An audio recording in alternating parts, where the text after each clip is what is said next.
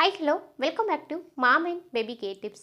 ఇవాళ వీడియో వచ్చేసి ఏంటంటే రీసెంట్గా మన సిస్టర్ ఒక క్వశ్చన్ అడిగారన్నమాట. ఏంటంటే అక్క సి సెక్షన్ డెలివరీ వాళ్ళు పాలు తాగవచ్చా అని అడిగారన్నమాట.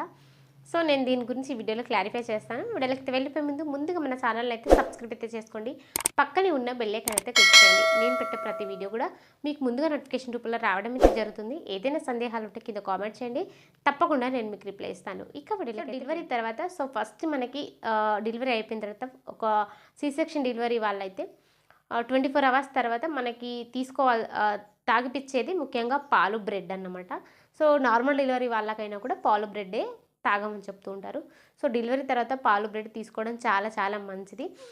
ఈ పాలలో కాల్షియం, ప్రోటీన్స్ చాలా ఉంటాయి.